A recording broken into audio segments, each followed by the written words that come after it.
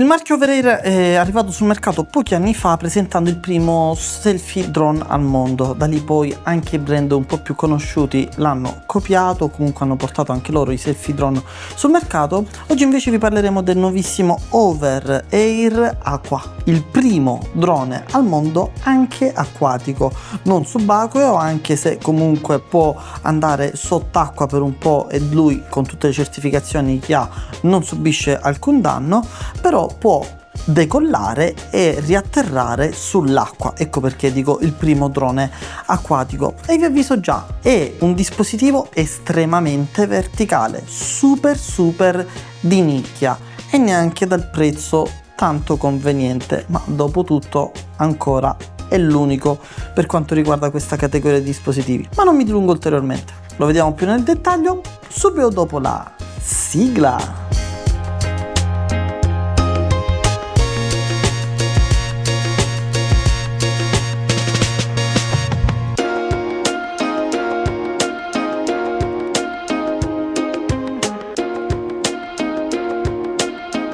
Ciao a tutti amici di Tecnodroid, benvenuti e bentornati in questa nuova video recensione. Come detto poco fa, il protagonista di oggi è il Overair Aqua, il primo drone acquatico che può decollare dall'acqua e anche riatterrare sull'acqua stessa. Confezione molto elegante per l'Overair Aqua. Questa è la fascia che la copre una volta sfilata. Vediamo cosa c'è dentro la confezione, oltre ovviamente al drone. Quindi all'interno troviamo questo spazio, è alloggiato il drone stesso con la sua batteria.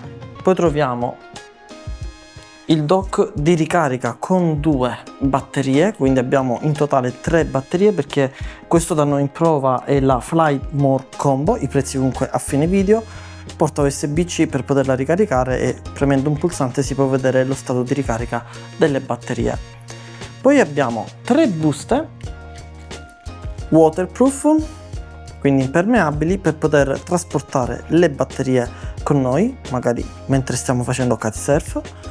Poi dentro a questa scatolina troviamo il faro. Che cos'è il faro? È il dispositivo che vi consente di comandare il drone anche quando siete in acqua, ma ve lo mostro più avanti nella recensione. Qui al lato troviamo tutti i vari manuali di istruzione, il cavo USB-C, USB-C, ecco i manuali, altri manuali e anche un'altra custodia waterproof, sempre utile per trasportare qualunque cosa noi necessitiamo per poter pilotare al meglio il nostro drone. Richiudiamo tutto, ma non sono finite le sorprese, perché qui sotto all'alloggio del drone troviamo un'ulteriore scatola che altro non è che il kit di riparazione per l'Overair Aqua. Quindi qua dentro troviamo 4 eliche di ricambio, un cacciavite e il frame principale del drone contro gli urti, ma che fa anche da galleggiante, varie vitine, insomma kit per poter andare a sostituire tutte quelle che sono le parti più delicate del drone. Ma adesso vediamo il protagonista da più vicino. Innanzitutto le dimensioni sono 202 x 206 mm ed un'altezza di 62 mm, il peso è di 249 grammi, infatti lui ha una certificazione C0 qui in Europa e quindi in molti paesi non richiede la registrazione come drone e si può pilotare senza patentino. Ha una impermeabilità IP67 grazie ad oltre 15 innovazioni dedicate all'impermeabilizzazione e alla protezione anticorrosione, perché comunque usandolo anche a mare sappiamo che l'acqua del mare è molto dannosa per i dispositivi tech. Infatti quando levate la batteria, e qua mi raccomando, assicuratevi che quando la inserite vada ad chiudere veramente ermeticamente finché non fa il click. Vedete, dovete farlo un paio di volte per essere sicuri che venga chiuso correttamente. Ecco, è andato ora. Lo si capisce anche dalla linea di giunzione dove c'è all'interno la guarnizione, che è parallela, perfettamente uniforme dall'inizio alla fine, perché potrebbe succedere, ve lo dico per esperienza personale, che la parte anteriore rimanga un po' sollevata e quindi poi l'acqua vada all'interno. Da sciacquare subito, da lavare subito, non fare mai asciugare l'acqua marina in fondo qua c'è questa linea bianca. Se la linea bianca diventa di diverso colore, vuol dire che all'interno del vano della batteria è entrata un pochino d'acqua. Poi, al contrario di tutti gli altri droni della famiglia Hover che abbiamo visto finora, lui non è richiudibile su se stesso, quindi diciamo non è tascabile, ma perché hanno fatto questo frame interamente in plastica simil polistirolo, che poi è lui stesso che gli consente di galleggiare. E inoltre lui, anche se si trova così in testa in giù in acqua, è in grado di poter partire tranquillamente e volare, cioè fa un flip per ribaltarsi da solo e poi può decollare. Razzolento del taro disattivato. L'apparecchio sta per capovolgersi. Non tieni la distanza. È privo di sensori, quindi non ha sensori anticollisione, troviamo solo la fotocamera frontale e qua sotto un'altra telecamerina giusto per riconoscere quando si avvicina l'acqua. E per quello che vi dicevo prima a livello di innovazioni, vedete che qua sotto dove si trova la porta USB-C c'è una porta in gomma super ermetica proprio per evitare che entri acqua all'interno della porta USB-C. Premendo di nuovo il bottone della batteria possiamo andare a vedere sul piccolo display dell'Hover quella che è la carica attuale della batteria. Poi questo display tramite questi pulsantini ve li faccio vedere più nel dettaglio fra poco. E credo che anche questa colorazione arancione non sia stata lasciata al caso, siccome è un drone da usare sull'acqua e far partire sull'acqua. Qual è il colore opposto al blu? Beh, è proprio l'arancione, quindi è il colore che meglio riesce ad identificare un oggetto appunto in mezzo al mare. Parlando della qualità dell'immagine, qui abbiamo un sensore da 1 su 1,28 pollici che è davvero niente male per questa categoria di droni, è abbastanza grande, con un punto di focale di 85 gradi, la lente è un corrispettivo diciamo di 24 mm, la messa a fuoco quindi è fissa. Tutto ciò che riprende la camera lo mette a fuoco. La distanza minima per mettere a fuoco è di 75 cm e la caratteristica più figa, più importante per quanto riguarda questa lente è che è idrofobica. Ha un sistema di anti-appannamento per far sì che appunto anche quando lo usate sull'acqua la lente non si appanni mai e quindi vi possa sempre restituire delle immagini nitide. Può registrare in modalità video massimo a 4K a 100 fps. Abbiamo diverse modalità video come la standard, l'H-Log a 10 bit, lo slow motion e anche la modalità di video verticale, quindi per fare i video social. I codec supportati sono H264 e H265 e il bitrate massimo è di 160 MB per secondo e i file video che restituisce sono in formato MP4. La stabilizzazione è gimbal meccanico ad un solo asse a livellamento orizzontale e per il resto tutta la stabilizzazione viene post-prodotta elettronicamente grazie alla tecnologia proprietaria che è la Smooth Capture 3.0, che è praticamente un algoritmo per eliminare tutte le vibrazioni e mantenere una fluidità cinematografica. In questo senso si vede che appunto la stabilizzazione è molto elettronica, in quanto quella meccanica è quasi inesistente o comunque per un drone del genere è veramente molto bassa. La qualità video in generale è discreta perché comunque per quella che è la fascia del dispositivo non ci si può lamentare, pensando che è un drone appunto pensato anche poi per fare delle riprese sull'acqua e a mio avviso appunto essere riusciti già a creare questa lente idrofobica con il sistema anti-appannamento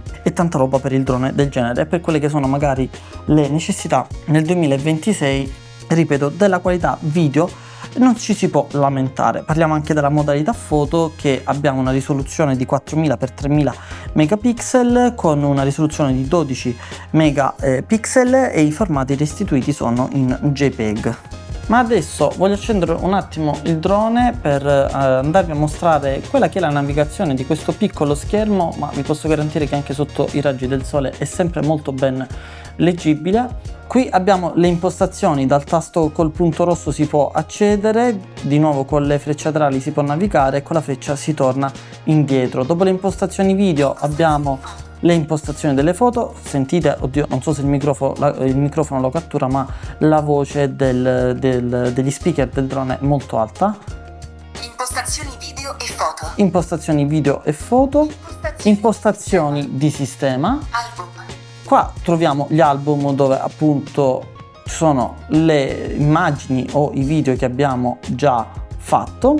E a tal proposito vi devo dire una cosa importantissima: qui abbiamo una memoria interna di 128 GB UFS 2.2, ma non c'è nessuna slot per micro SD, proprio per riuscire a mantenere la capacità, l'impermeabilità IP67 non è stato possibile inserire uno slot per la micro SD, quindi vi dovete accontentare dei 128 GB presenti all'interno del drone stesso. Andiamo avanti. Inseguimento. Ecco qua, qui iniziano tutte le modalità di ripresa che vogliamo impostare per poi lanciare il drone o da questo tasto o dallo smartphone, o come vedremo più avanti anche dal faro. Queste sono le modalità tracking: follow, quindi vi segue, poi abbiamo Tracciamento frontale. il tracciamento frontale, fa sempre parte dei tracking, Tracciamento angolare. e il side tracking, quindi vi può riprendere, traccare e vi segue davanti, di dietro o di lato. Inseguimento orbitale. Poi l'inseguimento orbitale, quindi vi segue facendo un 360 intorno a voi. Modalità surf. E qua invece troviamo le modalità sportive, che sono la novità proprio per questo drone, l'Overair Aqua. Questa è la modalità surf, poi abbiamo Modalità kayak. la modalità kayak Modalità SUP. e la modalità del SUP. Quindi 3 programmi specifici per questi sport acquatici, e magari per la quale avrebbe senso acquistare questo drone se siete degli amatori o dei professionisti di questo settore. Staziona. E poi qui entrano le altre modalità di volo automatiche e cinematiche, come lo stazionamento che vi segue, lo zoom indietro, l'orbita a 360 gradi intorno a voi, Dall'alto. una vista dall'alto che era lay bird, mo che mi ricordo, Spirale. la spirale, quindi allontanandosi e alzandosi, Rotazione a 360 e la gradi. rotazione a 360 gradi. Queste sono tutte le modalità di ripresa. Le batterie sono da 2013 mAh e hanno un'autonomia reale di circa 20 minuti, però con la hub di ricarica con 2 slot, con un alimentatore a 65 watt, potete ricaricare in 52 minuti in singolo una batteria, o per ricaricare in doppio tutte e 2 batterie con l'hub di ricarica in 85 minuti, quindi non male per avere sempre delle batterie cariche in poco tempo. Questa è la power dalla quale potete comandare o comunque controllare il drone dal vostro smartphone. Anche qui non voglio dilungarmi molto, perché nelle vecchie recensioni degli altri droni Over l'abbiamo vista molto bene nel dettaglio, e preferirei poi soffermarmi sul faro, che è la novità. Comunque qui c'è la community, dalle flight modes possiamo andare a scegliere una di quelle che sono le modalità che abbiamo visto prima dallo schermo. A proposito dello schermo, guardate che carino, quando il drone è acceso però non viene utilizzato per un po', si crea questa animazione simpatica, quasi sia che il drone sta dormendo aspettando un qualche nostro input. Da qua possiamo andare poi sulla schermata home del drone in questione. Abbiamo anche una schermata edit, dove i video fatti con il drone possiamo editarli direttamente qua per poi poterli condividere su social o sulla community di Over stessa. E infine c'è il profilo utente, dove ci sono tutte le impostazioni. Ed ecco il faro da vicino, ovvero il controller che vi consente di comandare il vostro Overair Aqua appunto quando siete anche in acqua, in un lago, in un fiume, a mare, che voi stiate nuotando, insomma senza usare un controller fisico o lo smartphone potete comandarlo direttamente da qui. Inoltre si chiama faro appunto perché il drone continuerà a seguire costantemente questo dispositivo e quindi non perderà mai il tracking su di voi. Innanzitutto lui ha una distanza operativa di 100 metri, una certificazione IPX7 che lo rende appunto impermeabile, e inoltre ha un'autonomia di 5 ore, quindi va a coprire molto più che tranquillamente le 3 batterie in dotazione con il combo da noi in prova. Questo è come lo potete agganciare al braccio appunto, e da qui con questi comandi fisici potete direttamente farlo decollare con questo pulsante al centro, con questo in basso far ritornare il drone vicino a voi, quindi farlo atterrare di nuovo sull'acqua, e con questi tasti direzionali potete addirittura comandarlo manualmente per poterlo fare delle riprese manuali mentre siete in acqua. Come vi ho detto poco fa, appunto, lui seguirà costantemente il faro per tenere sempre il tracking, ma c'è da dire, come tutto bisogna sempre fare gli aggiornamenti. Qualsiasi dispositivo tech, prima che usate, siate sicuri che avete fatto l'ultimo aggiornamento disponibile. Apparecchio capovolto. Tentativo di raddrizzamento. Non so se sentite, ok, diceva tentativo di raddrizzamento e ora parte in automatico. Trattamento del faro attivato.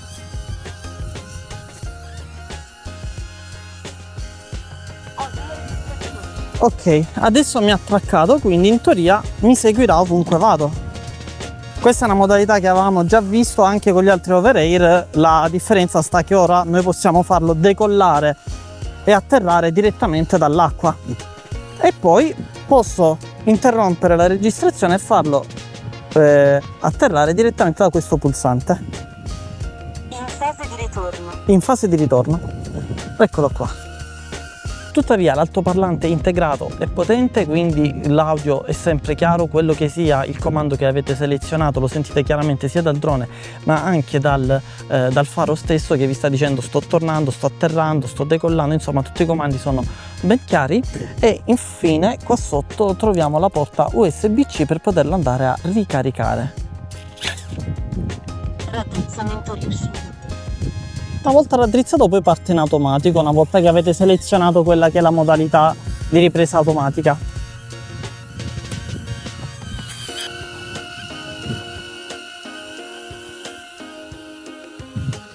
L'unico problema del non avere questi sensori laterali, non so se ve ne siete accorti poco fa, per raggiungere una posizione più vicina al faro ha rischiato di arrivarmi sopra. Certo, non vi fate nulla, però. Ed eccoci giunti alle conclusioni sul Overair Aqua, e come accennato ad inizio video, lui è un dispositivo estremamente verticale, molto di nicchia, perché appunto se non siete dei sportivi che fanno dei sport acquatici e non avete bisogno di riprendervi mentre fate questi sport, magari anche per vedere come poter affinare la vostra tecnica o qualcos'altro, beh, lui, mi sento dire, è inutile nel senso che non spendereste mai tanti soldi per acquistarlo come se fosse un giocattolo, e quindi dici c'ho un drone acquatico e nel tempo libero quando voglio o quelle volte che vado a mare lo uso, perché lui arriva sul mercato con un prezzo di 1.299 euro per la versione standard. Invece la versione da noi in prova, la Fly More Combo, ha un prezzo di 1.499 euro con tutti gli accessori che vi ho mostrati all'interno di questo video, ed infine il bundle Land and Sea a ben 1.699 euro. Quest'ultimo bundle è quello che vi dà anche il tappetino per poterlo far decollare per esempio dalla spiaggia, dalla sabbia, e vi dà anche il controller da usare a posto del smartphone e del faro. Quindi prezzi unici, così come è unico lui. Sì, vi ho mostrato quelle che secondo me sono le sue piccole criticità, e di nuovo è super verticale, molto di nicchia, ma se voi rientrate in quella nicchia, perfetto, finalmente avete il dispositivo che fa al caso vostro, visto che prima non esisteva. Ma giunti a questo punto, adesso fateci sapere voi cosa ne pensate del nuovo Overair Aqua, fateci sapere appunto quali sono le vostre impressioni su questo tipo di dispositivo, magari se volete aggiungere qualcosa che non ho detto in questa recensione, e come al solito se avete dubbi, domande, curiosità o perplessità fateci sapere qua sotto nei commenti, e noi ci vediamo nella prossima video recensione.